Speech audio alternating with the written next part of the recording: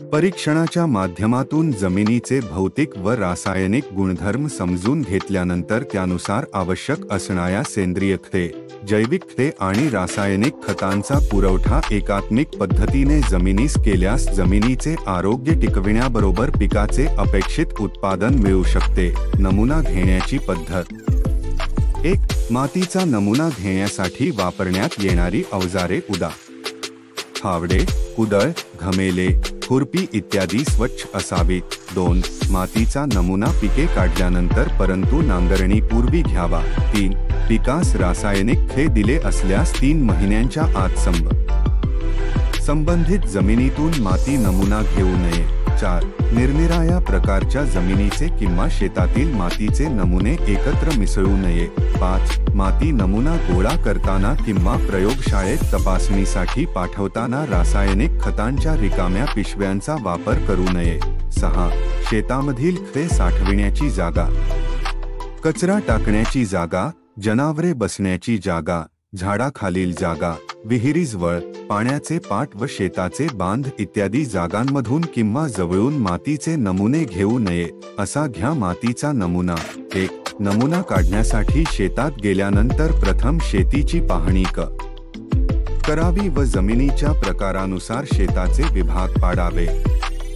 हे विभाग पाडताना जमिनीची रंग, खोली, पोत, उंचस्खलपणा, पाणथळ किंवा टोपण जागा इ बाबींचा विचार करावा।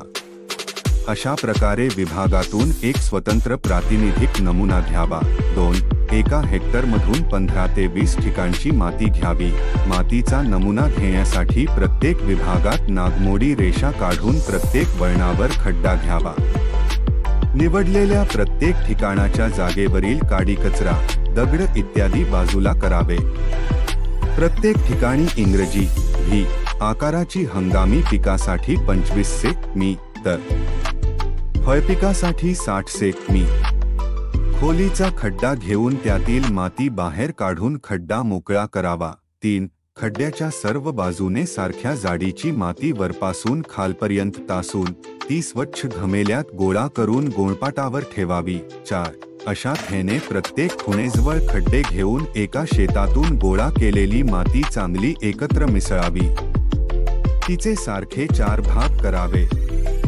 समोरासमोरचे 2 भाग वगळून उरलेले 2 भाग पुन्हा एकत्र मिसळून त्याचे 4 भाग करावेत आणि पुन्हा समोरासमोरचे 2 भाग वगळावे।